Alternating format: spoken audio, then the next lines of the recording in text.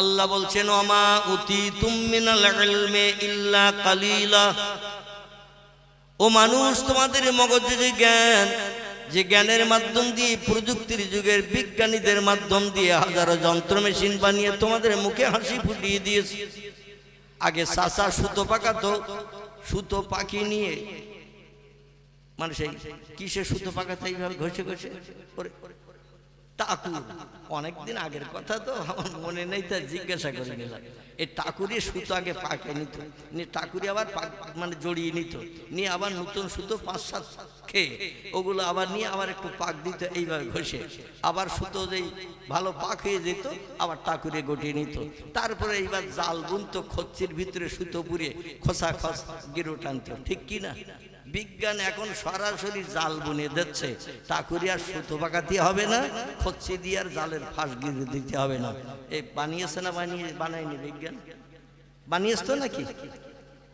এখন পুকুর কাটার জন্য ঝুড়ি কোদাল আর লোক লাগবে না, জেসিবি গাড়ি নিয়ে 5 ঘন্টা 7 ঘন্টা আপনি হাতলে করে মাটি কেটে দেবেন, 50টা জনের যে কাজ করবে 8 ঘন্টা জেসিবি তার থেকে বেশি কাজ করে দেবে।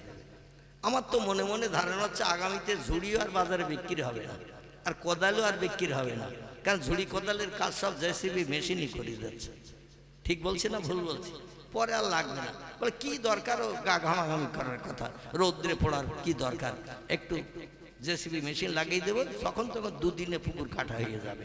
বিজ্ঞান যেটা মানুষের জন্য দুরূহ ছিল সেটা বর্তমানে সহজ করে দিচ্ছে। তাই বলে কি বিজ্ঞান আল্লাহর উপরে উঠে গেছে বলে মনে হয়? উঠেছে?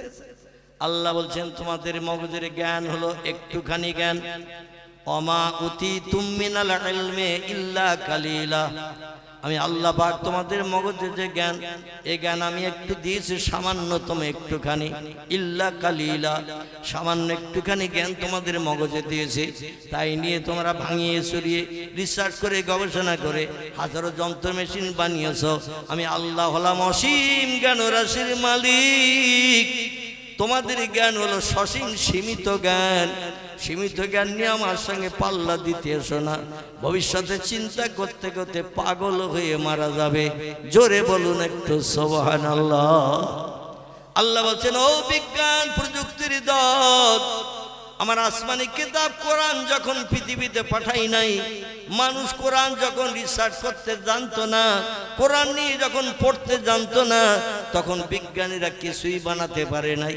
পৃথিবীর বিজ্ঞানীদের জিজ্ঞাসাবাদ করা হলো, এরোপ্লেন বানালে কি করে, স্পুটনিক বানালে কি করে, জলজাহাজ বানালে কি করে, এমন করে জেসিবি মেশিন বানালে কি করে, অমুক করলে কি করে, তমুক করলে কি করে। বিজ্ঞান বলছি কোনো কিছু বানাতে গেলে আগে সূত্র লাগে, সূত্র। সূত্র ছাড়া কোনো জিনিস বানানো যায় না। আল্লাহ বলেন সব সূত্র আমি ভরিয়ে দিয়েছি আমার পবিত্র আসমানি শেষ কিতাব কোরআনে। জোরে বলুন একটু সুবহানাল্লাহ। যদি বলেন হটিজা ডকুমেন্ট তথ্য কি, তাহলে আমি কোরআনের তথ্যটা দিয়ে নিয়ে যাব ওসমান গনি রাদিয়াল্লাহর কাছে। রাজি আছেন সকলে? তথ্যটা আল্লাহ বলছেন বিসমিল্লাহির রাহমানির রাহিম। ইয়াসিন ওয়াল কুরআনিল হাকিম। জোরে বলুন একটু আমিন। আল্লাহ বলছেন আমার মহব্বতের ইয়াসিন, বিশ্ব নবীর গুণবাচক নাম আল্লাহ কোরআনে কয়েকটা দিয়েছেন। নবীর আদর্শ চরিত্র, আখলাক, ব্যবহার, কথাবার্তা আল্লাহর কাছে এত প্রিয় পছন্দনীয় হয়েছে, আল্লাহ পাক নবীকে গুণবাচক নতুন নতুন নাম ধরে ধরে ডেকেছেন। একটি নাম হলো ইয়াসিন, একটি নাম হলো তাহা, একটি নাম হলো মুজাম্মিল, একটি নাম ধরে ডেকেছেন রাহমাতাল লিল আলামিন বলে। জোরে বলুন একটু সুবহানাল্লাহ। নবীজির প্রধান নাম হলো মুহাম্মাদুর রাসূলুল্লাহ, কারণ কোরআনে আল্লাহ কোট করে দিয়েছেন 22 পারা সূরা আহজাবে, ওমা মুহাম্মাদুন ইল্লা রাসূলুন কদ খালাত মিন ক্বাবলিহির রাসূল। জোরে বলুন একটু আমিন। আল্লাহ বলছেন আমি মুহাম্মদ নামধারী একজন ব্যক্তিকে প্রফেট করে, মেসেঞ্জার করে, পথ প্রদর্শক, বার্তাবাহক, শান্তির অগ্রদূত, জাহান্নাম হারাম বানিয়ে জান্নাতের অধিবাসী বানানোর জন্য একজন ব্যক্তিকে নেতা করে পৃথিবীতে পাঠিয়ে দিয়েছে। সেই নেতার নাম কোরআনে কোট করে দিয়েছে, তার নাম হলো মুহাম্মাদুর রাসূলুল্লাহ। জোরে বলুন একটু সুবহানাল্লাহ। পৃথিবীতে মুহাম্মদ রাসূলুল্লাহ ছাড়া আর কোন নেতা আছে না নাই? ধর্মীয় নেতা আছে না নাই? বর্তমান পৃথিবীতে ৪৫০০০-এর মতো ধর্মাবলম্বীর বসবাস। খুব ভালো করে শোনেন, বর্তমান পৃথিবীতে ৪৫০০০ ধর্মাবলম্বীর বসবাস। প্রত্যেকটি ধর্মাবলম্বীদের এক একজন করে ধর্মীয় নেতা আছে না নাই? নেতারা নেতৃত্ব দেয়, জনগণ মেনে চলে। এইভাবে ধর্ম পৃথিবীতে চালু আছে। নেতাদের ভিতরে যারা সুনাম অর্জন করেছে ধর্মীয় নেতা, তাদের কারবা নাম রামকৃষ্ণ পরমহংসদেব, কারবা নাম বুদ্ধদেব, কারবা নাম গুরু নানক, কারবা নাম মহাবীর, কারবা নাম আচার্য কেশবচন্দ্র, কারবা নাম মোজেস, কারবা নাম যিশু, কারবা নাম সক্রেটিস, কারবা নাম বালক ব্রহ্মচারী, কারবা নাম বাবা রামদেব। এরা পৃথিবীর মানুষের কাছে ভালো নেতা হিসেবে বিবেচিত হয়েছে। এছাড়া আরো বহু নেতা পৃথিবীতে ধর্মীয় নেতা আছে। কিন্তু আল্লাহ বলছেন শোনো, কে প্রকৃত সৎ নেতা, ভালো নেতা, তোমাদের যাচাই করতে হবে না। আমি কোরআন নেতার নাম কোট করে দিয়ে দিলাম, সময় নষ্ট করতে হবে না। তার নাম হলো মুহাম্মাদুর রাসূলুল্লাহ। জোরে বলুন একটু সুবহানাল্লাহ। আল্লাহ এই নামটা যদি কোরআনে কোট করে না দিতেন, কোন লোকটা পৃথিবীতে ভালো ধর্মীয় নেতা যাচাই করতে গেলে লম্বা সময় লাগতো না? লাগতো না? একটা লোককে 2 দিন 3 দিনে ভালো মন্দ যাচাই করা যাবে না। 2-4 মাস তার সঙ্গে যদি ঘোরেন, তার সঙ্গে ওঠা বসা করেন, তাহলে লোকটার আদর্শ চরিত্র কেমন। 3-4 মাস তার সঙ্গে ঘুরলে, ওঠা বসা করলে তারপরে বুঝতে পারবেন লোকটার আদর্শ চরিত্র কেমন। 2 দিন 5 দিন ভালো দেখাবে, কিন্তু আস্তে আস্তে যত দিন যাবে ওর আসল রূপটা বেরিয়ে পড়বে। ঠিক না ভুল? 3-4 মাস করে একটা নেতার পিছনে যদি আপনি ঘোরেন, পৃথিবীতে কোন নেতা সেরা ভালো এটা যাচাই করতে গেলে বুড়ো হয়ে মারা যাবেন। সঠিক নেতা চিহ্নিত করতে পারবেন না। আল্লাহ বলেন আমি সঠিক নেতা চিহ্নিত করার জন্য নাম কোট করে দিলাম। রামকৃষ্ণ পরমহংসদেব নয়, বুদ্ধদেব নয়, চৈতন্যদেব নয়, গুরু নানক নয়, মহাবীর নয়, আচার্য কেশবচন্দ্র নয়, মোজেস নয়, যিশু নয়, সক্রেটিস নয়, বালক ব্রহ্মচারী নয়, বাবা রামদেব নয়। সেই নেতার নাম হলো মুহাম্মাদুর রাসূলুল্লাহ। জোরে বলুন একটু সাল্লাল্লাহু আলাইহি ওয়াসাল্লাম। এই পয়গম্বরের আদর্শ ভালোবেসে আফফানের বেটা ওসমান, তিনি কলেমা পড়ে ঈমান এনে মুসলমান হয়েছিলেন। ওসমানের বয়স যখন ছিল 32, কত বললাম? 32 বছর বয়সে ওসমান গনি কলেমা পড়ে আল্লাহ নবীর হাতে হাত দিয়ে ঈমান এনে মুসলমান হয়েছে। ওমর রাদিয়াল্লাহু যখন নবীর হাতে হাত দিয়ে কলেমা পড়ে মুসলমান হন, ওনার বয়স ছিল তখন 34। কত বললাম? 34। আবু বকর সিদ্দিক রাদিয়াল্লাহু প্রথম নবীর হাতে হাত দিয়ে কলেমা পড়ে যখন মুসলমান হন, আবু বকরের বয়স ছিল 38। কত বললাম? আমার নবীর বয়স তখন 40, আবু বকরের বয়স তখন 38। আবু বকর আসলে নবীর থেকে 2 বছরের বয়সে কম ছিল। আবু বকর সিদ্দিক বিশ্ব নবীর ইন্তেকালের পরে মসজিদে নববী, যেখানে বর্তমান 7,25,000-এর মতো মানুষ একসঙ্গে জামাতে নামাজ পড়ছে, এই বড় মসজিদে ইমামতি করেছেন একটানা 2 বছর। নবীজির ইন্তেকালের পরে সারা সৌদি আরবের দেশের মুসলমানেরা ইরাক, ইরান, কুয়েত, জর্ডান, আরব, পারস্য, তুরস্ক, লিবিয়া, নাইজেরিয়া, ইন্দোনেশিয়া, মালয়েশিয়া, এমন করে যত মুসলিম দেশ আছে সব মুসলিম দেশের মানুষেরা এক বাক্যে আবু বকরকে ভালো মানুষ বলে চিনে নিয়েছিলেন। জোরে বলুন একটু সুবহানাল্লাহ।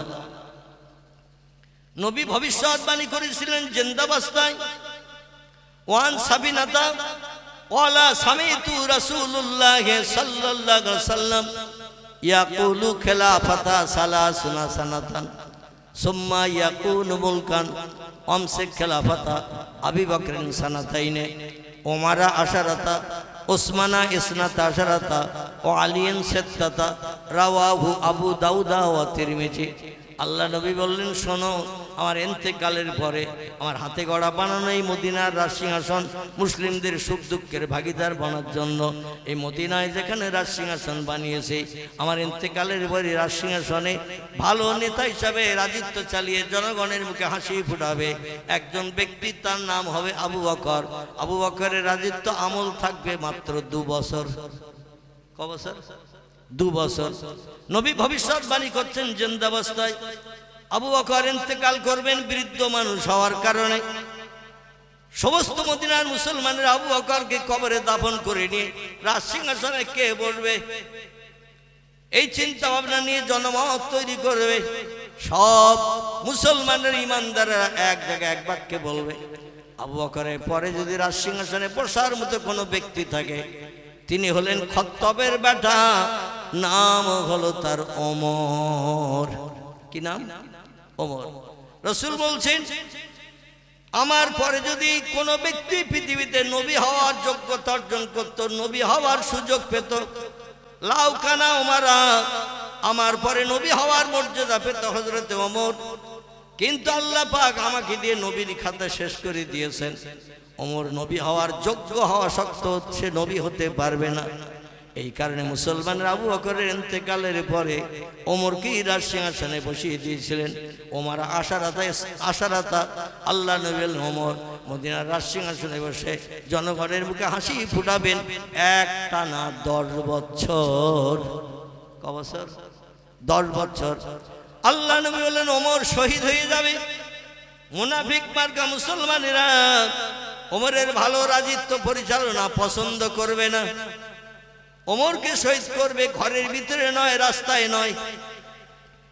ওমর শহীদ হবে এই মসজিদে নববী, যে মসজিদে 1 রাকাত নামাজ পড়লে 50,000 রাকাত নামাজ পড়ার সব নসিবে উঠে যায়। এই মসজিদের নামাজ পড়া অবস্থায় ওমরের প্রাণ নাশ করবে একদল মুনাফিক মার্কা মুসলমানেরা। জোরে বলুন একটু নাউজুবিল্লাহ। আল্লাহ নবীর হাতে গড়া মসজিদ, এত দামি মসজিদ, এই মসজিদ দামও পর্যন্ত মুনাফিক মার্কা মুসলমানেরা রক্ষা করে নাই। ফজরের নামাজ পড়াতে ওমর, সে যুগে যিনি হতেন রাষ্ট্রনেতা, তিনি আবার হতেন মসজিদে নববীর ইমাম। আমাদের দেশে যারা জনগণের ভোট পেয়ে প্রধান হয়, মেম্বার হয়, এমএলএ হয়, তারা এসে যদি বলে আজকের জুমার দিন শুক্রবার, আমি তোমাদের জনগণের নেতা 850 ভোটে উইনার হয়েছে অপর এনটি পার্টির বিরুদ্ধে, আমার বিরুদ্ধে যিনি ভোটে দাঁড়িয়েছিলেন আমার থেকে 850 ভোট কম পেয়েছে, জনগণ আমারে ভালোবাসে, পছন্দ করে, তাই ভোট দিয়েছে। অতএব আজকের জুমার দিন যখন আমি মেহরাবে যে ইমামতি করব, খোড়া মুসল্লি যে সেউটি এই মসজিদে জুমার নামাজ পড়বে। খোড়া খোড়া ও বলে, আগে যদি খবর পেতাম ঝিনকার মসজিদে চলে যেতাম, গাছারাজির মসজিদে নামাজ পড়তাম না। কারণ যিনি আজকের ইমামতি করবেন তার দৈনন্দিন 2 প্যাকেট সিগারেট লাগে, 3 বান্ডেল বিড়ি লাগে, খৈনির প্যাকেট 10টা লাগে। মাঝে মধ্যে দলের ফেভারের লোকদের মদও খাওয়াতে হয়। মাঝে মাঝে যুবতী মেয়েদের নিয়ে জীবন যৌবনের প্রেম আলাপের গল্প গুজব করতে হয়, সামনে বসে বসে 4 ঘন্টা তাদের চেহারা দেখতে হয়। এই রকম ইমাম যদি মসজিদে নামাজ পড়ায়, মুসল্লিদের নামাজ কবুল হবে বলে মনে হয়? হবে? হবে না। আমার ভাইরা, যিনি হতেন সেই যুগে 1450 বছর আগে, যিনি হতেন রাষ্ট্রনেতা, জনগণ ভালোবেসে পছন্দ করে নেতা বানাতেন, আবার তিনি হতেন জামে মসজিদের ইমাম। জোরে বলুন একটু সুবহানাল্লাহ। মুয়াজ্জিন আজান দিয়েছে মসজিদে নববীতে, আজান দিলে ইমামকে আসার দরকার হবে না? হবে না। মুক্তাদিরও যেমন মসজিদে জামাতে নামাজ পড়তে আসতে হবে, ইমামকেও আসতে হবে, তবে মুসল্লিদের একটু আগে আসলে ভালো হয়, ঠিক না বলুন? ইমাম তো শেষে আসলে দৃষ্টিকটু হবে, অন্তত মুসল্লিদের আগে আসলে ভালো হয়। ইমাম নিজের ঘর থেকে বিবি বাচ্চা রেখে মসজিদে নববীতে নামাজ পড়তে আসছে, আর এক মুনাফিক মার্কা মুসলমান, তার নাম হলো আবু লুলু ফিরোজ দাইলাবি তার নাম। ইসলামিক ইতিহাসে লিপিবদ্ধ হয়েছে।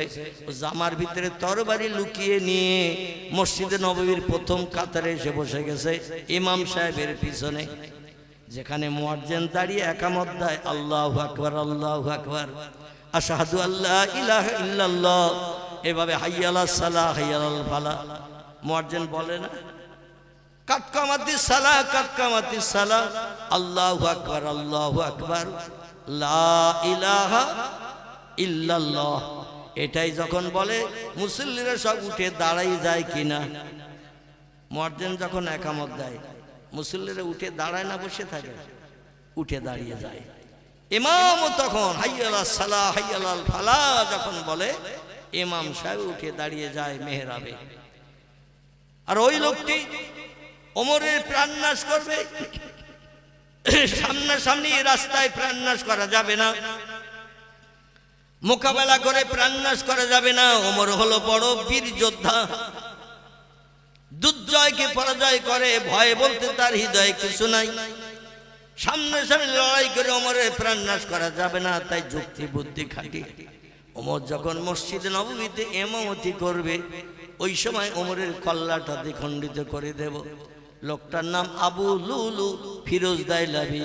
একটা মুসলমান ছিল, বেঈমান, ইহুদি খ্রিস্টান ছিল না, হিন্দু জৈন শিখ বৌদ্ধ ছিল না, এ মুসলমানের ঘরের লোক ছিল। তো এ ছিল মুনাফিক, সামনে একরকম বলতো, পিছনে আর এক রকম কাজ করত।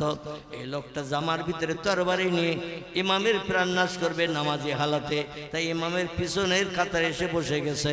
কারণ অনেক কাতার টপকি এসে তো নামাজের সময় মানুষের প্রাণনাশ করা সম্ভব হবে না, তাই আগে ভাগে এসে গেছে যাতে প্রথম কাতারে ইমামের পিছনেই জায়গা পাই। মুয়াজ্জিন যেখানে দাঁড়িয়েছে তার পাশেই দাঁড়িয়েছে, জামার ভিতরে তরবারি লুকানো, কেউ জানে না। ওমর সূরা কিরাত শুরু করে দিলেন, আলহামদুলিল্লাহি রাব্বিল আলামিন আর রহমানুর রহিম। ফাতিহা শেষ করলেন। কোরআনের একটা সূরা ফজরের সময় একটু লম্বা সূরা পড়লেন। সূরা কিরাত মুসল্লিরা শুনতে শুনতে পাগল পারা হয়ে গেছে।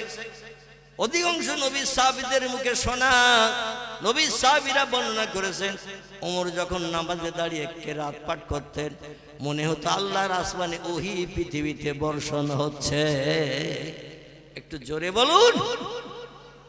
এত সুন্দর তার পড়ার ধাঁচ, মানুষ বেহুশ হয়ে যেতেন, পাগল পারা হয়ে যেতেন। সূরা কিরাত শেষ করে ওমর আল্লাহু আকবার বলে রুকুতে গেছেন। রুকুর তাসবিহ পাঠ করলেন, সুবহানা রাব্বিয়াল আযীম, সুবহানা রাব্বিয়াল আযীম। কবার পড়তে হয়? 3 বার। উর্দু সংখ্যায় 5 বার 7 বার 9 বার পড়তে হয়। যাই হোক, তিনি তাসবিহ পাঠ করে সামি আল্লাহু লিমান হামিদা বলে দাঁড়িয়ে গেলেন। মুক্তাদিরাও তার সঙ্গে দাঁড়িয়ে গেল। আল্লাহ কোরআনে বলছেন, অরকাউ মার রাকিইন ওয়াসজুদু মাস সাজিদিন।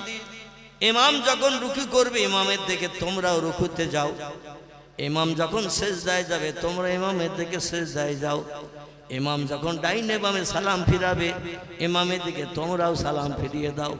ইমামের আদর্শের অনুকরণ করলে তোমাদের নামাজ ইমামের নামাজের সঙ্গেই কবুল হয়ে যাবে। হযরত ওমর সামি আল্লাহু লিমান হামিদা বলে দাঁড়িয়ে গেলেন, মুক্তাদিরাও দাঁড়িয়ে গেল। এবার হযরত ওমর আল্লাহু আকবার বলে সিজদায় গেলেন। মুক্তাদিরা সব দাঁড়িয়ে থাকবে তো, হ্যাঁ? কারণ ইমামের অনুসরণ করতে হবে, নামাজে ইমাম যেটা করবে আমাকে আপনাকে সেটা করতে হবে, এটা হলো নিয়ম। এই জন্য সব মুসল্লি ওমরের সিজদায় যাওয়া দেখে সবাই সিজদায় চলে গেছে। আচ্ছা, সিজদায় গাছালাটি ভাবলার মুসলমানেরা মসজিদে যারা নামাজ পড়েন সিজদায় যে কি পড়তে হয়? আলহামদুলিল্লাহ আলহামদুলিল্লাহ। সবাই আমরা পড়ে পড়ে অভ্যস্ত এবং ব্রেন মগজে আমরা অ্যাডজাস্ট করে রেখেছি। কথাটা ঠিক না ভুল? সুবহানা রাব্বিয়াল আলা, সুবহানা রাব্বিয়াল আলা।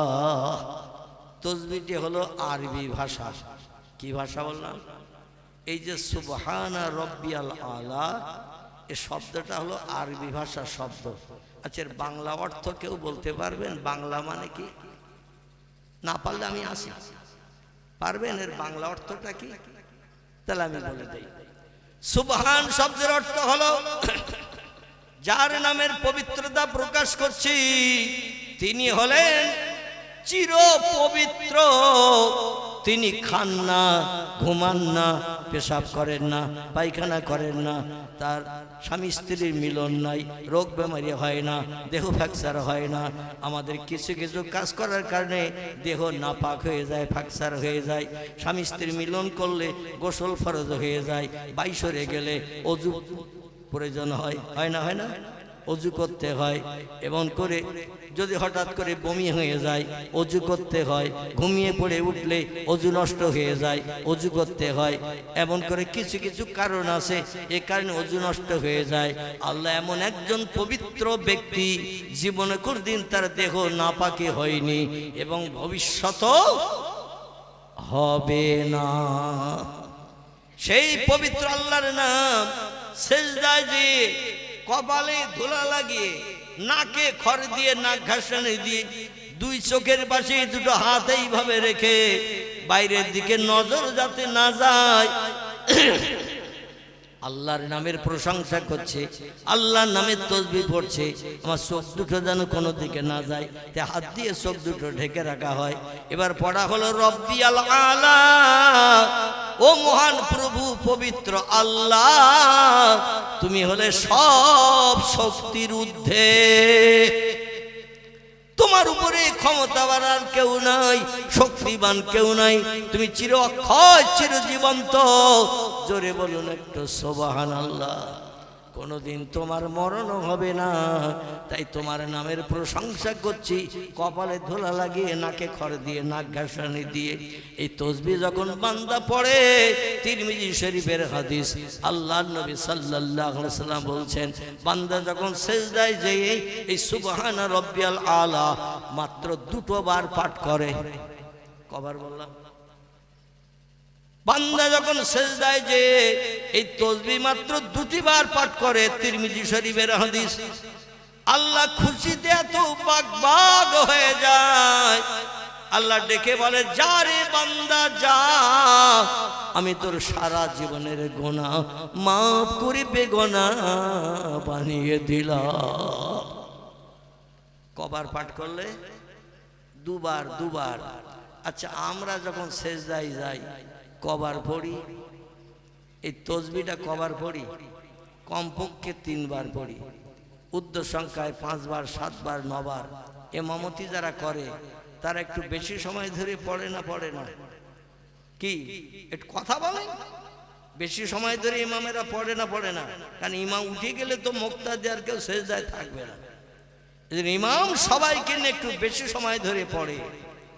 এখন কিছু মুসল্লি আছে, ও সুবহান রাব্বিল আলা, সুবহান রাব্বিল আলা, সুবহান রাব্বিল আলা, 3 বার পড়ি, মাথা উঁচু করে দেখতেছে ইমাম উঠেছে কিনা। এদিকে অবশ্য মসজিদে কেউ মাথা উঁচু করে না, আমাদের অধিকার কথা বলছি। এখানকার লোকের নামে বদনাম দেব না, কারণ অসুস্থ মানুষ, এখনো পূর্ণ সুস্থতা পাই নাই। 4 বছর কঠিন রোগে আক্রান্ত ছিলাম। কবরে যাত্রীকে আল্লাহ পাক উঠিয়ে আবার চেয়ারে বসার তৌফিক দান করেছেন।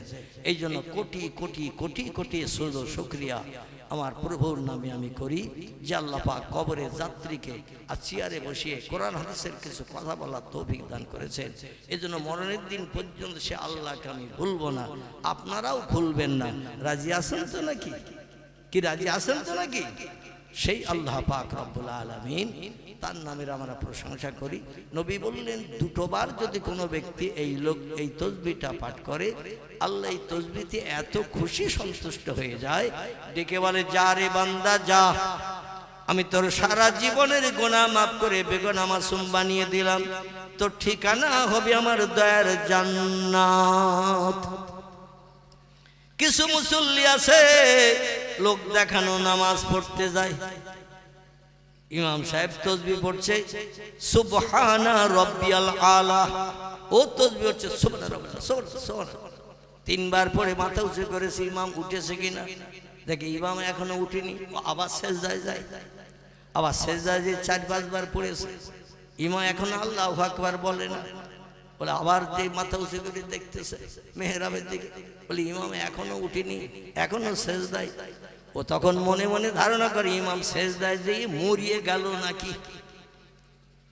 আমার 9 বার হয়ে গেল তাসবিহ পড়া, ইমামের এখনো কি 3-4 বার হলো না, সেজদায় যেয়ে মরিয়ে গেল নাকি। মানুষ মসজিদে যায় গায়ে যেন ওদের বিষ লাগা মতো হয়, ছটফট ছটফট করে। আর চায়ের দোকানে, ক্যারাম বোর্ডের মজলিসে, তাসের আড্ডায়, টেলিভিশনের পর্দার সামনে যখন মুসলমানেরা বসে থাকে, কখন ঘন্টার পর ঘন্টা পেরিয়ে যায় খেয়াল রাখে না। কথাটা ঠিক বললাম না ভুল বললাম?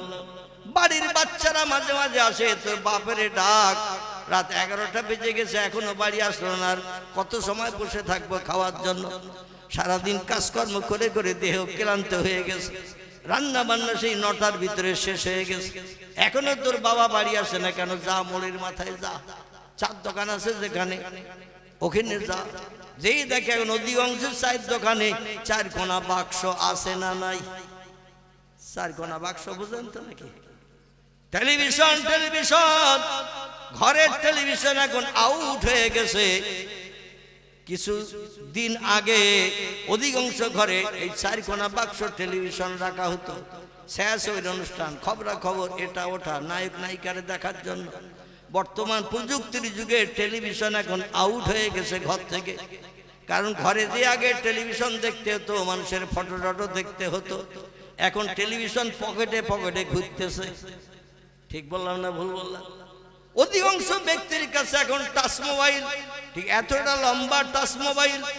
এই মোবাইলে একটুখানি হাতের শুধু ঘষণ দিলেই, একটু টাচ করলেই সঙ্গে সঙ্গে মনের মানুষ বেরিয়ে যায় না, যায় না।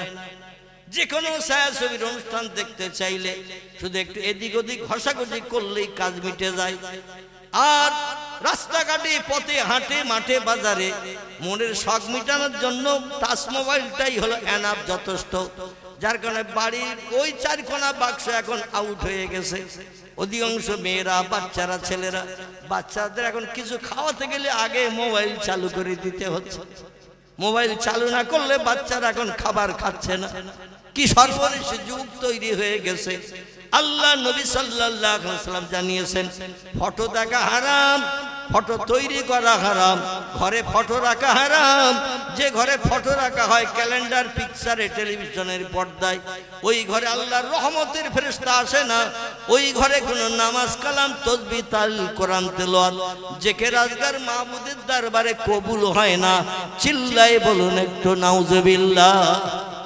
আমি অতীতকাল থেকে ব্যবহার করি, এই দেখতে পাচ্ছেন তো সবাই, এইটাই শুধু একটু মানুষের সঙ্গে কথা বলার জন্য, একটু ফোনে কথা বলার জন্য এইটাই ব্যবহার করি। আমার এই মোবাইল অতীত থেকে নিয়ে বর্তমান পর্যন্ত প্রায় 20-25 বছর কাল হয়ে গেল। এছাড়া আমি অন্য মোবাইল ব্যবহার করি না, কারণ নবী যেটা হারাম বলেছেন আমি সেদিকে দৃষ্টি নিক্ষেপ করে অগ্রসর হতে চাই না। আল্লাহ আপনাদেরও সেই তৌফিক দান করুন। সকলে বলুন আমিন, জোরে বলুন একটু আমিন। আমার ভাইরা, আসুন এবার আপনাদের নিয়ে যাই সেই ওসমান গনি রাদিয়াল্লাহর কাছে। যে ওসমান গনি রাদিয়াল্লাহর কথা বলতে যে ওমর রাদিয়াল্লাহর কথা বলছিলাম, ওমর রাদিয়াল্লাহ ফজরের জামাতে শরীক হয়ে যখন সেজদায় যে সুবহানা রব্বিয়াল আলা পাঠ করছেন, ওই সময় আবু লুলু ফিরোজ দাইলাবি সেজদায় না যেয়ে ওই কাতারে উঠে দাঁড়িয়েছে।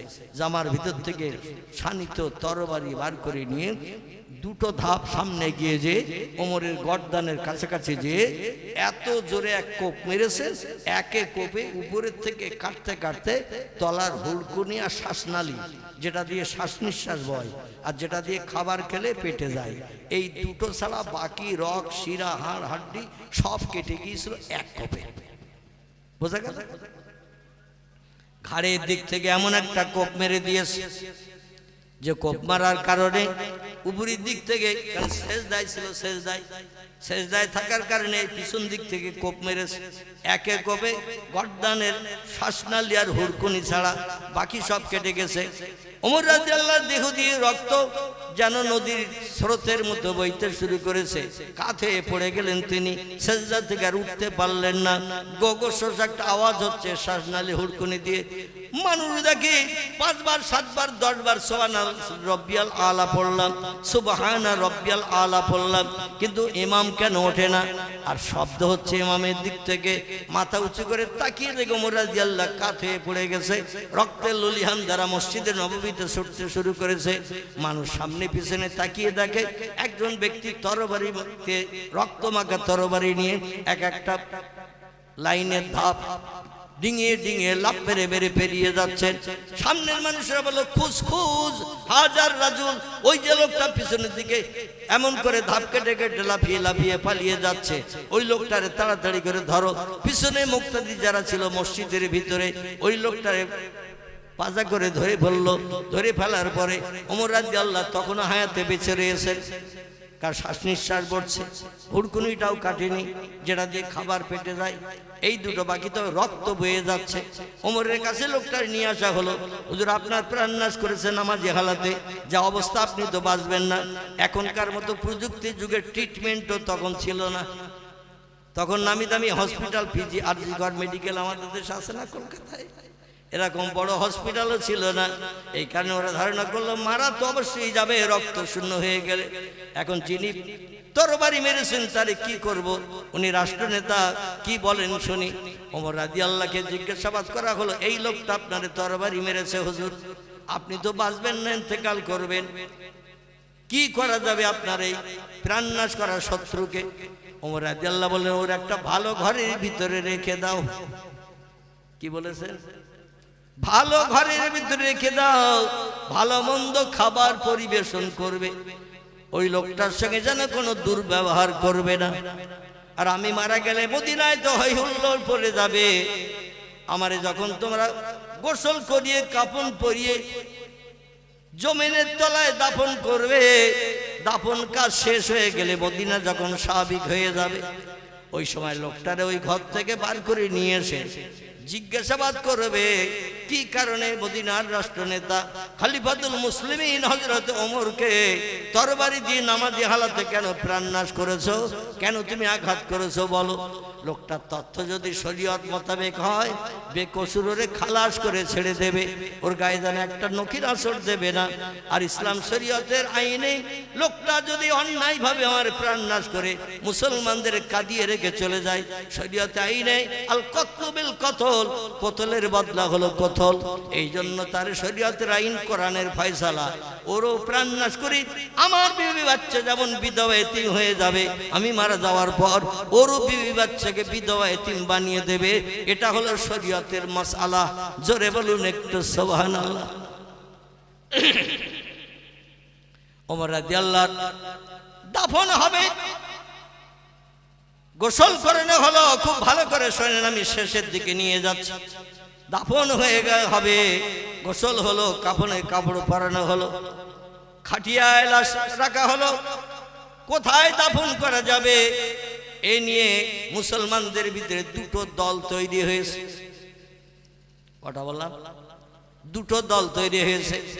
একদল নবীর সাহাবীরা বলছে, বিশ্ব নবীর হাতে গড়া নবীর রওজা মোবারকের পূর্ব দিকে বিশাল বড় একটা কবরস্থান আছে, যে কবরস্থানের নাম হলো জান্নাতুল বাকি। কি নাম? জান্নাতুল বাকি। 4 মাইল এরিয়া করে একটা কবরস্থান। কমাইল বললাম, কমাইল 4 মাইল এরিয়া করে একটা কবরস্থান, প্রাচীর দিয়ে ঘেরা। আমাদের দেশে এত বড় কবরস্থান অনেক আছে তো নাকি? 4 মাইল এরিয়া। এ মাথায় দাঁড়ালে ও মাথার বয়স্ক পুরুষ লোকদের বাচ্চাদের মতো দেখায়। যেমন আপনি কলকাতা ধর্মতলা মনুমেন্টে যাবেন, শহীদ মিনার মনুমেন্ট আছে না ধর্মতলায়, এসপ্ল্যানেড রিস্ট, যেখানে এক্সপ্রেস বাসগুলো ছাড়ে, দূরপাল্লার বাসগুলো ছাড়ে ধর্মতলা, ওইখানে একটা মনুমেন্ট আছে। ওই মনুমেন্টের সিঁড়ির ধাপ হলো 214টা। কটা বললাম? আমি 4বার উঠেছি। কলকাতা আলিয়াতে যখন পড়াশোনা করতাম, রবিবারের দিন ওই নিচের গেটের মুখে একটা বুড়ো বসে থাকতো, আর যদি উঠার কোনো শখ কেউ করতো 10 টাকা করে দিতে হতো তখন। এখনকার 10 টাকা না, 1983-84 সালের কথা বলছি। 1983-84 সালে ওই বুড়ো লোকটা 10 টাকা নিত গোপনে, সরকারি নেওয়ার নিয়ম নাই। ওই পাহারায় থাকতো, ওর তো কিছু পকেট খরচ লাগে, তো এদিক ওদিকে তাকিয়ে যখন কেউ ওর দিকে ফলো করতো না, ওই পিছনের দিকে হাত দিয়ে 10 টাকা নিয়ে ঢুকিয়ে দিত ভিতরে। তো সিঁড়ির ধাপ এরকম ঘুরিয়ে ঘুরিয়ে ওর ভিতরে সিঁড়ি। আমাদের ঘরে উঠতে গেলে এমন এইভাবে আসে না, এইভাবে এইভাবে, কিন্তু ওর ভিতরে সিঁড়িটা মাঝখানে একটা মোটা পিলিয়ার আছে, পিলিয়ারের গা দিয়ে ঘুরিয়ে ঘুরিয়ে ঘুরিয়ে ঘুরিয়ে সিঁড়ি তোলা আছে 214টা ধাপ। কটা বললাম? 214টা ধাপ। এই 214টা ধাপ কেটে তখন বাইরে বেরোবেন, একটা বড় চাতোয়াল করা আছে, লোহার গ্রিলের গেট দেওয়া, যাতে কেউ লাফ মেরে ঝাঁপিয়ে পড়তে না পারে। তো এই গ্রিলের গেটের পাশে এসে নিচের দিকে তাকালে এক্সপ্রেস বাসগুলো বাচ্চাদের খেলনা বাসের মতো দেখায়, আমাদের স্বাভাবিক বয়স্ক ব্যক্তিদের বাচ্চাদের মতো দেখায়, মানে অনেক দূরে উপরে ওঠার কারণে সব ছোট ছোট দেখায়। আমার ভাইরা, ওই জান্নাতুল বাকির কবরস্থানটা এতটা লম্বা, এতটা বড় এরিয়া, এ মাথায় দাঁড়ালে ও মাথার লোকগুলোকে বাচ্চাদের মতো দেখায়। এই কবরস্থানে নবীর আপন চাচা জান্নাতি মানুষ হযরতে আব্বাস রাদিয়াল্লাহর কবর। এই কবরস্থানের ভিতরে তামাম পৃথিবীর সকল নারীদের সরদারিনী জান্নাত উম্মুল মুমিনিন হযরতে মা ফাতেমাতুজ জোহরা রাদিয়াল্লাহু আনহার কবর। এই জান্নাতুল বাকির কবরস্থানের ভিতরে বিশ্ব নবীর প্রিয় নাতি, যারা দুনিয়ার উম্মতি মুহাম্মাদের সব যুবকদের নেতা হবেন জান্নাতে ঢোকানোর জন্য, যুবক ব্যক্তি যারা জান্নাতে যাবে, এই ইমাম হাসান হোসেনের অনুমতি ছাড়া জান্নাতে ঢুকতে পারবে না। এই কবরস্থানের ভিতরে ইমাম হাসান রাদিয়াল্লাহর কবর আছে। এই কবরস্থানের ভিতরে বিশ্ব নবীর মুহাম্মতের প্রিয় সাহাবী আবি সাঈদ খুদরির কবর আছে। এই কবরস্থানের ভিতরে প্রিয় নবী মুহাম্মদ রাসূলুল্লাহ সাল্লাল্লাহু আলাইহি সাল্লামের দুধ মা, যার ঘরে 4-4.5 বছর লালিত পালিত হয়েছিলেন, স্তনে দুধ পান করে করে নবী বড় হয়েছিলেন, এনার নাম হযরতে হালিমাতুস সাদিয়া। তারও কবর জান্নাতুল বাকির ভিতরে আছে। এই জান্নাতুল বাকির ভিতরে আরো একজন নামি দামি ব্যক্তির কবর আছে। তিনি হলেন আফফানের বেটা, নাম তার জিন্নুরাইন ওসমান গনি রাদিয়াল্লাহু আনহু, যিনি নবীজির দুটি মেয়ে বিয়ে করার সুযোগ পেয়েছিলেন। আমি আপনাদের কাছে পূর্বে বলতে চাইছিলাম, একটি স্ত্রী যখন ইন্তেকাল হলো, মারা গেল, নবীর কাছে নামাজ পড়তে সে ফপিয়ে ফপিয়ে ওসমান মাথা নিচু করে কাঁদে। রসুল ওসমানের কান্না দেখে নিজের চোখ দিয়ে টপ টপ করে পানি ফেলেন। আল্লাহ নবী বলে, মা হালুকা মা কর গিয়া ওসমান ইবনে আফফান, ও আফফানের বেটা ওসমান, তুমি এইভাবে ফপিয়ে ফপিয়ে আমার সামনে এসে কেন কাঁদো? আমি তোমার কান্না সহ্য করতে পারি না, কারণ আমি আল্লাহর ফেরেশতা জিবরিল আমিন বারবার শুনেছি, আল্লাহর জান্নাতে যখন নবীরা বিনা হিসাবে যাবে, প্রত্যেকটি নবীর কাজকর্মের সাহায্যের জন্য জান্নাতের ভিতরে একটা বন্ধু থাকবে, একটা বন্ধু। প্রত্যেকটি নবীর একজন করে সহযোগী বন্ধু জান্নাতের ভিতরে থাকবে। আমি আল্লাহর পয়গম্বর জিবরিল আমিনের মাধ্যম দিয়ে শুনেছি, জান্নাতের ভিতরে আমার বন্ধু হবে আফফানের বেটা ওসমান। জোরে বলুন একটু সুবহান। আমার বন্ধু আবু বকর হবে না, ওমর হবে না, আলী হবে না, আব্দুর রহমান বিন আওফ হবে না, জুবায়ের বিন আওয়াম হবে না, সাদ বিন আবি আক্কাস হবে না, তলহা হবে না, আবি সাঈদ খুদরি হবে না। আমার বন্ধু হবে জান্নাতের ভিতরে সঙ্গে হয়ে হাত ধরে ধরে ঘুরবে, যেখানে যাব সেখানে যাবে, যেটা খাবো সেটা খাবে, যেখানে বসবো সেখানে বসবে, আমার সঙ্গে আমার পাশেও বিশ্রাম করবে। সে হলো হযরতে ওসমান, রফিকি ওসমান। আমার বন্ধু হবে জান্নাতের ওসমান। ওসমান কি কাজ করেছে, তাই নবীজির বন্ধু হবে জান্নাতের ভিতরে আল্লাহ সাব্যস্ত করেছেন। একটু চিল্লাই বলুন সুবহানাল্লাহ। ওসমান গনি রাদিয়াল্লাহু আনহু। আমার ভাইরা, যার কথা আপনাদের কাছে বলতে চাইছি খুব ভালো করে শোনেন। ওমর রাদিয়াল্লাহর ইন্তেকাল হয়ে গেল। ইন্তেকালের পরে কোথায় দাফন করা হবে এই নিয়ে মুসলমানদের ভিতরে দুটো দল তৈরি হয়ে গেল। এক দল বলে, এই মদিনার মুসলমানেরা, আল্লাহ নবী মরণের আগে আয়েশাকে বলেছিলেন, আয়েশা, আমি জীবনে তোমার কাছে তেমন কিছু চাই নাই। ও আয়েশা, তোমারই শুধু পরিষেবা দিয়েছি, শখ শান্তি মিটিয়েছি, দুঃখ দুর্দশা নিবারণ করেছি। আমি একটি জিনিস, মরণাপন্ন মরণের সময়কাল আমার উপস্থিত হয়ে গেছে, শারীরিক অবস্থা খুব ভালো না। আল্লাহ কবে কোন দিন আজরাইল পাঠিয়ে ডাক দেবেন জানি না। এই আয়েশা, আমি একটি প্রস্তাব দাবি তোমার কাছে রাখবো, মরণের আগে আমার দাবিটাকে তুমি পালন করবে। আয়েশা বললেন, নাম ইয়া জাউজি, মুহাম্মদ ইবনে আব্দুল্লাহ, মক্কার অধিবাসী আব্দুল্লাহর বেটা, আমার প্রিয় স্বামী মুহাম্মদ রাসূলুল্লাহ, আপনাকে যদি জীবন উৎসর্গ করে দাবি পূরণ করতে হয় আমি তাও পূরণ করব। বলুন আপনি কি বলতে চাইছেন? নবী বললেন, শোনো আয়েশা গো, আমার মরণের পরে তোমার ঘরের ভিতরে কি আমার একটু কবরস্থ হয়ে কিয়ামত পর্যন্ত থাকার জায়গা দেবে? আল্লাহর পয়গম্বর আয়েশাকে বলছেন, তোমার ঘরের ভিতরে কিয়ামত পর্যন্ত আমাকে একটু থাকার জায়গা দেবে, কবরস্থ করবে? আমরা স্বামী স্ত্রী কত মহব্বত, কত প্রেম, কত ভালোবাসা এই পৃথিবীতে তৈরি করে নজরে সৃষ্টি করি। মরণের আগে স্ত্রীকে একটু বলবেন, আমার বাবার জমি আমি টাকা পয়সা খরচ করে ঘর বেঁধেছি, 25 বছর 27 বছর আমার সঙ্গে ঘর সংসার করছো বিবাহের মাধ্যম দিয়ে, আমি মারা গেলে বাঁশতলায় যেন কবর দিও না, পুকুরের ভেড়িতে যেন কবর দিও না, আমার কবরটা তুমি যে ঘরে আমার মরণের পরে থাকবে এই ঘরের ভিতরে খাটের তলায় আমার কবরটা একটু দিও। কোথায় বললাম? যে ঘরে তুমি রাত্রিবেলা বিশ্রাম করবে থাকবে এই ঘরে তক্ত গোশ কিংবা খাটের তলায় আমার কবরটাকে একটু দেবে।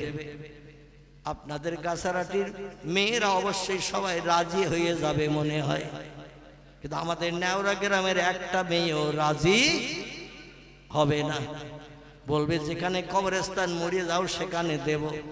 আর এমন জায়গায় কবর দেব পুকুর ঘাটে গেলে মাথা উঁচু করলে যেন তোমার কবর নজরেও দেখতে না পাই, কারণ পুকুর ঘাটে যে গোসল করতে যে যদি কবর দেখে ভয় লাগতে পারে। কোনো মেয়েকে যদি বলা হয় 47 বছর স্বামীর নিয়ে এক বালিশে মাথা দিয়ে শুয়েছ, আর নবীর সুন্নত হলো স্বামী স্ত্রী এক বালিশে মাথা দিয়ে শোয়া, মাথা দিয়ে স্বামী স্ত্রী যত সময় এক বালিশে মাথা দিয়ে শোবে আল্লাহ নবী বলছেন ঘুমানোটাও আল্লাহর দরবারে ইবাদতে গণ্য হবে। আচ্ছা, আমাদের দেশে স্বামী স্ত্রী আমরা শুই কটা বালিশ নিয়ে? একটু কথা বলে, কটা বালিশ নিয়ে শুই রাতের বেলা? আল্লাহু আকবার। আমার মনে হয় এই গাছারাটির লোক বালিশ মাথায় দেয় না, মানে আওয়াজ তো পাচ্ছি না। কটা বালিশ নিয়ে শুই? দুটো। কিন্তু বিয়ের সময় দাঁড়ান, বিয়ের সময় বাবা যখন একটা খাট তক্ত গোশ মেয়ের দেয় দেখবেন বালিশ কিন্তু 3টে দেয়। ঠিক বললাম না ভুল বললাম? মেয়ের বাবা বালিশ দেয় 3টে, দুটো বালিশ মাথায় দেওয়ার জন্য জামাই একটা মাথায় দেবে, মেয়ে একটা মাথায় দেবে, আর একটা খেজুর গাছ লম্বা যারে পাশ বালিশ বলা হয় এটা দেয় না? দেয় না? এই পাশ বালিশ একটা দেয়, যারা দুজনের মাঝখানে খেজুর গাছ একটা লম্বা হয়ে শুয়ে থাকে। স্বামীর দেহের সঙ্গে স্ত্রীর টাচ হবে না, স্ত্রীর দেহের সঙ্গে স্বামীর টাচ হবে না।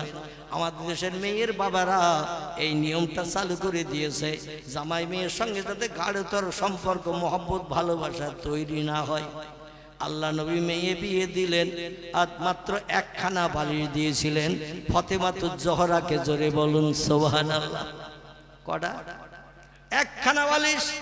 মসজিদ নববীতে পয়গম্বর নবীর পাশে থাকেন আয়েশার ঘরে, আর ফাতেমার বিয়ে দিয়ে মদিনা থেকে 8 মাইল দূর, 12 কিলোমিটারের মতো দূর, ওইখানে একটা খেজুর বাগান আছে, নাম তার জুলহলাইব। কি নাম বললাম? এই জুলহলাইব খেজুর বাগানে নবীজি ফাতেমার ঘর সংসারের জন্য একটা ভাড়া বাড়ি ঠিক করে দিয়েছিলেন। ভাড়া বাড়ি। আমার ভাইরা, বালি দিলেন একটি, পানির মাটির কলসি দিলেন একটি, আর গম দিলেন 3 কেজি। আল্লাহ নবী দিয়ে বলেন, ফাতেমা আমি ভাড়া বাড়ি ঠিক করেছি জুলহুলাইফে, ওইখানে যে তোমার স্বামী আলীরে নিয়ে ঘর সংসার করো। আজকের থেকে আয়েশার ঘরে আর থাকার সুযোগ হবে না, কারণ তুমি বিবাহিতা, স্বামী নিয়ে থাকতে হবে। আয়েশা বিবাহিতা, আমারে নিয়ে থাকবে, তোমার এখন আলাদা থাকতে হবে। জোরে বলুন একটু সুবহানাল্লাহ। মাইশাতুল হুমায়রা বিয়েতে কবুল বলেছেন, বাবার কথা মান্যতা দিয়ে দিলেন। মান্যতা দিয়ে দিয়ে বলছেন, ইয়া আবি, প্রাণের আব্বা, শ্বশুর বাড়িতে মেয়েরা যখন প্রথম যায় হাসে না কাঁদে? মেয়েরা যখন বিয়ের পরে শ্বশুর বাড়িতে যায় প্রথম দিন হাসে না কাঁদে? কাঁদে। কিন্তু আমি এখন বলবো, বর্তমান প্রযুক্তির যুগে মোবাইল তৈরি হওয়ার কারণে মেয়ের এখন আর কাঁদে না, বরং মাথার বোঝা নেমে গেছে, আপনজন সাথী হয়ে গেছে। রাস্তাঘাটে পথে কেউ দেখলে আর সমালোচনা করবে না, তারে নিয়ে সংসার জীবনে সুখ ভোগ করবো, আনন্দ করে হাসতে হাসতে এখন শ্বশুর বাড়ি যায়। ঠিক বললাম না ভুল বললাম? অধিকাংশ বিয়ে লাভ ম্যারেজ, অবৈধ বিয়ে, প্রেম প্রীতি ভালোবাসা তৈরি করে এখন আর কাঁদতে কাঁদতে যায় না। এখন এতদিন জ্বালা যন্ত্রণা ছিল, খাওয়া ঘুম উঠে গিয়েছিল, এখন জীবনের মনের মানুষকে পেয়ে গেছি, ভবিষ্যৎ জীবনটা সুখের বানাবো, তাই আনন্দ করতে করতে যাই। ফাতেমার চোখ দিয়ে টপ টপ টপ টপ করে পানি বাজছে। রাসূল বলছেন, মাফ তু কি ইয়া বিনতি, এ কন্যা ফাতেমা, আমি এমন একটা ছেলের সঙ্গে তোমারে বিয়ে দিয়েছি, আমার টোটাল সাহাবীদের ভিতরে সে হলো বড় আলেম। জোরে বলুন একটু সুবহান। নবী বলছেন, এমন একটা ছেলে দিকে তোমারে বিয়ে দিয়েছি যে ছেলেটা আমার টোটাল সাহাবীদের ভিতরে সব থেকে বড় আলেম, তার মতো জ্ঞান আমার সাহাবীদের ভিতরে আর কারো নাই। আনা মদিনাতুল ইলমে ওয়া আলিউন বাবুহা। জোরে বলুন একটু সুবহানাল্লাহ। নবী বলেন, আমি হলাম জ্ঞানের শহর, আর এই শহরের দরজা হলো হযরতে আলী। ঘরে ঢুকতে গেলে যেমন দরজা দিয়ে পাস করতে হয়, দরজা দিয়ে পাস না করলে ঘরের ভিতরে ঢোকা হয় না। জ্ঞানের ঘরে যদি ঢুকতে চাও, আলীর দরজা দিয়ে ঢুকতে হবে। আলীর মতো বড় জ্ঞানী আমার সাহাবীদের ভিতরে আর কেউ নাই। জোরে বলুন একটু সুবহানাল্লাহ। এ ফাতেমা, আমি এমন একটা ছেলে পছন্দ করে তোমার সঙ্গে বিয়ে দিয়েছি, যে ছেলেটি হলো আমার সাহাবীদের ভিতরে সব থেকে বড় বীর যোদ্ধা। জোরে বলুন একটু সুবহান। এ ফাতেমা, এমন একটা ছেলে থেকে তোমারে বিয়ে দিয়েছে সংসার জীবন সুখ ভোগের জন্য, যে ছেলেটা কলেমা পড়ার পর থেকে নিয়ে আজ পর্যন্ত এক ওয়াক্ত নামাজ কাজা করে নাই। আর একটু জোরে হবে না? ইচ্ছা কিন্তু কত নামাজ আমরা কাজা করি, আল্লাহু আলামুল মুরাদিহি, আল্লাহ বেশি খবর রাখেন। যাই হোক, যেটা বলতে চাইছিলাম, রসুল একটা বালিশ হাতে তুলে দিলেন, একটা খালি মাটির কলসি তুলে দিলেন, 3 কেজি গম মতান্তরে জব দিয়ে দিলেন হাতে, আর একটা পাথরের চাকতি জাতা দিলেন। জাতা, আমাদের দেশে মুসুরির ডাল আগে মেয়েরা বাড়িতে ভাঙতো না, জাতা ঘুরিয়ে ঘুরিয়ে। আচ্ছা, এখন কোনো বাড়িতে আর আছে ওই জাতা? আছে? আর ডাল তৈরি হলে মাঠে এখন মেশিনে কলে যেয়ে ভাঙিয়ে আনা হয়। আর আমি বাস্তব চোখে দেখেছি, কম বেশি আল্লাহ অধমের বয়স বর্তমানে 65 বছর দিয়েছে। কথা বললাম, আমি 65 বছর হায়াতের লোক, বেঁচে থাকা লোক। আমি আমার চোখে দেখেছি, আমার মা জাতা ঘুরাতো, দাদি জাতা ঘুরাতো, ঘুরিয়ে ঘুরিয়ে 2-3 বার করে মুসুরির ডালগুলো ঘষে পিষে নিচে বলে আবার সরে করে আবার দিত। মানে একেবারে পুরো খোসা উঠতো না। ঠিক বললাম না ভুল বললাম? 2-3 বার সরো করে তুলে দিলে তারপরে খোসাগুলো ছাড়িয়ে যেত, কুলোয় আবার ঝেড়ে নিয়ে রান্না করত। একটা জাতা দিলেন নবী, 2টো পাথরের চাকতি একসঙ্গে করে দিয়ে মাঝখানে একটা খোটা দিয়ে গর্তের ভিতরে দিয়ে এইভাবে ঘোরাতে হয়। এই জাতা একটা দিলেন। ফাতেমা বলছেন, আব্বাজি গম ভাঙিয়ে আটা বানাতে হবে, তাই জাতা দিয়েছেন, আটা থেকে রুটি বানিয়ে স্বামীরে খাওয়াতে হবে। তখন ইলেকট্রিক মেশিন ছিল না, গমকল ধানকল কিছুই ছিল না। 1450 বছর আগের কথা। জাতায় গম জবগুলো পেশাই করে আটা বানাতে হতো। এখন যদি মেয়েদের বলা হয় নিজের জমিতেই মুসুরির ডাল হয়েছে, একটু বাড়িতে সলিমউদ্দিন চাচার বাড়ি থেকে জাতাই না একটু ভাঙিয়ে নিয়ে রান্না করো। মেয়েরা বলবে মেম্বার ডাকো তুমি, কাগজ আনতেছি আমি, ডাল খাওয়ার স্বাদ মিটিয়ে দেব। এ বলবে না? বলবে না? বলে মেম্বারে ডাকো তুমি, কাগজ আনতেছি আমি, আমার ডিম বেচা পয়সা আছে, আজকেরই সেটেল আপ হয়ে যাবে, ডাল ভেঙে রান্না করে খাওয়াতে হবে। বিয়ের সময় কি বলেছিলে তুমি? যদি বলতে চিন্তা করতাম হু বলবো কিনা। আর এখন তোমার বাড়ি আসার পরে নির্যাতন, অত্যাচার, উৎপীড়ন শুরু করেছ। আর তোমার ঘর সংসার করব না, যা হয়েছে ভালোই হয়েছে, এখন গো টু হোম, চলে যাব বাপের বাড়ি। জোরে বলুন একটু নাউজুবিল্লাহ। ফাতেমা বলেন কলসি নিলাম, দুটো পাথরের চাকতি জাতা নিলাম, 3 কেজি গম নিলাম, 3 কেজি নয় 3 সের। কতটা? তখন কেজির প্রচলন ছিল না, সের। 3 সের গম নিলাম। ও আব্বা, কিন্তু একটা জিনিস তো আমি বুঝতে পারছি না। নবী বলছেন মা হালুকে মাকবারুকে ইয়া বিনতি, কিসে অসুবিধা হলো, কি বুঝতে পারছে না বলো। হযরত ফাতেমা বলেন আব্বা, বালিশ কেন দিয়েছেন একটা? আলী বেটা ছেলে পুরুষ, আমি মেয়ে ছেলে নারী, আমি মাথায় দেব একটা বালিশ, আমার স্বামী মাথায় দেবে আর একটা বালিশ। কারণ আমরা 2 জন নারী নই, 2 জন পুরুষ নই, 2 জন আলাদা আলাদা আমরা জাতি। এই জন্য 2 জনের 2টো বালিশ। তার এই বালিশ তো আপনার পয়সা দিয়ে কিনতে হয় নাই, মদিনার শুকনো ঘাট ছিঁড়ে নিয়ে এসে আমার মায়ের কাপড় ছেঁড়া দিয়ে অর বানিয়ে আপনি বালিশ করে দিয়েছেন। মদিনার বাজার থেকে তো বালিশ কিনে আনতে হয়নি, পয়সা খরচ হয়নি। শুকনো ঘাস ছিঁড়িয়ে এনে কাপড়টা সেলাই করে, সুচ দিয়ে সেলাই করে, তার ভিতরে শুকনো ঘাস ভরিয়ে দিয়ে আপনি বালিশ বানিয়েছেন। আর একটা বালিশ বানিয়ে দিলে তো ভালো হতো। ইয়া রাসূলুল্লাহ, ইয়া আবি, আপনি বালিশ কেন একটা দিলেন? নবী বললেন ফাতেমা তুমি জানো না, 2 বালিশে মাথা দিয়ে ঘুমালে সারা জীবনের ঘুমটা আল্লাহর কাছে ইবাদতে গণ্য হবে না। এ ফাতেমা, 1 বালিশে স্বামী স্ত্রী গায়ে গা লাগিয়ে দেহের সঙ্গে দেহের টাচ দিয়ে এক জায়গায় 2টি মুখ রেখে রাতের বেলা যদি ঘুমাও, বিশ্রাম করো, আল্লাহ তোমাদের স্বামী স্ত্রীর ঘুমটাকে ইবাদতে গণ্য করবেন। হাসরের মাঠে এই ইবাদতটা মিজানের দাড়ি পাল্লায় চাপিয়ে দিয়ে আল্লাহ পাক জান্নাত হালাল বানিয়ে দেবেন। একটু জোরে বলুন সুবহানাল্লাহ, নারায়ে তাকবীর। আর আমাদের দেশে একটা থেকে বালিশ কটা? 3টা। স্বামী স্ত্রী 2 জন 2টোই থাকবে, মাঝখানে আবার একটা কোল বালিশ, 5 বালিশ, লম্বা বালিশ মাঝখানে থাকবে, কারো গায়ে কারো টাচ যাতে না হয়। এতে স্বামী স্ত্রীর মহব্বত, প্রেম, ভালোবাসা বাড়বে বলে মনে হয়? বাড়বে? কোনোদিন বাড়বে না। রাসূল বলছেন হুন্না, আল্লাহর কোরআন বলছে হুন্না লিবাসুল লাকুম ওয়া আনতুম লিবাসুল লাহুন্না। নারীর গায়ের পোশাক হলো পুরুষ, পুরুষের গায়ের পোশাক হলো নারী। আল্লাহ পাক কোরআনে আরো বলেছেন ও দুনিয়ার নারী পুরুষেরা তোমরা শোনো, নারী এবং পুরুষ হলো বিবাহের মাধ্যম দিয়ে একে অপরের অর্ধাঙ্গী। জোরে বলুন একটু সুবহানাল্লাহ। একটা নারী ছাড়া একটা পুরুষের জীবনের 1 পয়সা মূল্য নাই, একটা পুরুষ ছাড়া একটা নারীর জীবনের 1 পয়সা মূল্য নাই। জীবনের সুখ শান্তি, জীবন যৌবনে খোদা নিবৃত্তির জন্য একটা পুরুষের যেমন একটা নারীর দরকার, একটা নারীরও তেমন একটা পুরুষের দরকার। তাই আল্লাহ পাক কোরআনে বলছেন নারী আর পুরুষকে আমি গায়ের পোশাক করে বানিয়ে দিয়েছি। পোশাক ছাড়া রাস্তাঘাটে পথে যেমন আমরা বেরোতে পারি না, এই জন্য নারী হলো পুরুষের পোশাক, পুরুষ হলো নারীর পোশাক। জোরে বলুন একটু সুবহানাল্লাহ।